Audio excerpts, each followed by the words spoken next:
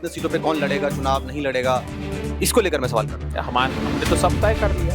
हमने बहुत अच्छी तैयारी की है, एक एक सीट पर गहरी गंभीर विवेचना करके और उम्मीदवार तय किए। कांग्रेस का परफॉर्मेंस 2020 से बेहतर होने वाला है इस बार। हमारा प्रतिशत वोटों का 32.9 था और जेडीयू का 32.8 था, तो जेडीयू से तब भी हम बेहतर थे। जीतन राम मांझी ने कहा ना कि दे दे मुझको 15 ग्राम, रखो अपनी धरती तमाम। नमस्कार, आप लाइव सिटीज देख रहे हैं। मैं आपके साथ मिस्टर डमनी। तभी हमारे साथ बातचीत करने के लिए कांग्रेस के बिहार मीडिया प्रभारी अभय जी हैं। अभय जी, क्या लग रहा है, आपने तो सूचना अधिकार को लेकर कई बातें करी है, लेकिन बिहार में जो महागठबंधन में सीट अब तक फंसा हुआ है, सीटों को लेकर कुछ क्लियर नहीं हुआ है, क्यों अब तक इतना डिले क्यों हो रहा है? क्योंकि आज नामांकन का तीसरा दिन।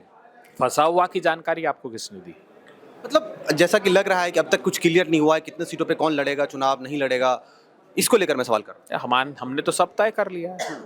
कांग्रेस कितनी सीटें पे चुनाव लड़ रही है? हमने तय कर लिया है, आपको सही समय पर मीडिया को बुलाकर उसकी जानकारी हम दे देंगे। ये संगठनात्मक स्तर पर महागठबंधन का आंतरिक विषय है। हमने बहुत अच्छी तैयारी की है, एक एक सीट पर गहरी गंभीर विवेचना करके और उम्मीदवार तय किए। इस बार तय किया है कि हम सीट शेयरिंग की अपेक्षा जो उम्मीदवार जहां जीत सकता है वहां उस राजनीतिक दल ने वो सीटें ली है, इसलिए हमारा सीट शेयरिंग को लेकर कोई लड़ाई नहीं है। हमारी लड़ाई है इस 20 साल का जो विनाश काल बिहार में जिस सत्ता ने परोसा है, नीतीश कुमार और भारतीय जनता पार्टी की, उस सरकार के खिलाफ लड़ाई है। कांग्रेस का परफॉर्मेंस 2020 से बेहतर होने वाला है इस बार। 2020 में भी देखिए गलत मूल्यांकन किया जाता है। जो कॉन्टेस्टेड सीट्स हैं उसमें हमारा प्रतिशत वोटों का 32.9 था और जेडीयू का 32.8 था, तो जेडीयू से तब भी हम बेहतर थे। कई बार कुछ मार्जिनल सीटें, जैसे पिछली बार इन्होंने 10 सीटें मार्जिनल जो थी वो महागठबंधन जीत रहा था लेकिन हमारी जीत घोषित नहीं की, तो इसको इस दृष्टिकोण से नहीं देखना चाहिए। हमारा परफॉर्मेंस पिछली बार जेडीयू से अच्छा था। एक और बात बता दूं, अति पिछड़ी 112 जातियां हैं बिहार में। आप चौंक जाएंगे ये जानकर कि भारतीय जनता पार्टी जेडीयू ने अप्रत्यक्ष रूप से 212 राजनीतिक दलों को चुनाव लड़ाया। कौन लोग थे वो? छोटी छोटी कास्ट के नाम पर वोट डाइवर्ट किए गए, तो ये स्वाभाविक जीत उनकी नहीं थी, ये जीत बिहार की जनता से चुराई हुई जीत थी। मैं बिहार के नागरिकों से अपील करता हूं कि अब छोटे छोटे हिस्सों में बंटने की बजाय एक साथ महागठबंधन के साथ आए और व्यवस्था को परिवर्तित करें। अभय जी, मेरा एक सवाल ये है कि वो कहते हैं कि जो पिछले चुनाव का जो ट्रैक रिकॉर्ड था उसके अकॉर्डिंग कांग्रेस की जो सीटों की संख्या इस बार घट सकती है, इस बात में कितनी सच्चाई है? ये कौन कहता है? ऐसा माना जा रहा है कि कांग्रेस 70 सीट पे इस बार चुनाव नहीं लड़ेगी, कम सीटों पर। आरजेडी ने कहा, चर्चा है, माले ने कहा, या हम किसने कहा? जो चर्चाएं हैं, कौन कर रहा है चर्चा? भाजपा कर लेकर पेच फंस रहा है कि लगातार सीटों आज होगा, कल होगा, परसों होगा, अब प्रेस कॉन्फ्रेंस होगा, अब होगा, लेकिन अब तक नहीं हो पाए क्लियर।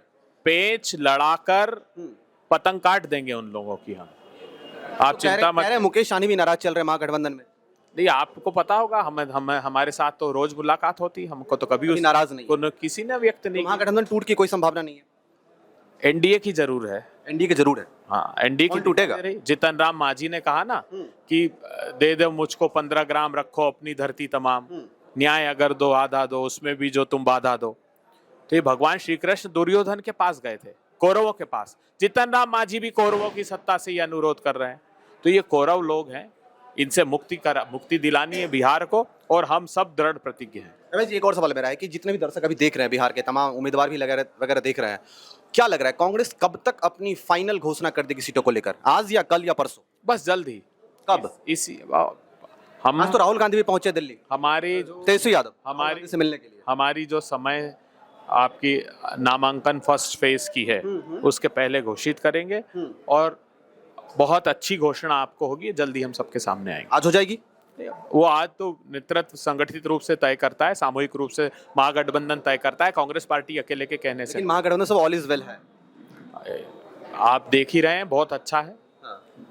चलिए, तो आप देख रहे थे किस तरीके से अभय दुबे जी हमारे सभी सवालों का जवाब दिए हैं। वो कह रहे हैं कि महागठबंधन सब कुछ ऑल इज वेल है, हम लोग संगठनात्मक तौर पर चर्चा कर रहे हैं, सीटों का ऐलान बहुत जल्द हो जाएगा। तब तक बने रहिए। आपका बहुत बहुत धन्यवाद वीडियो को देखने के लिए।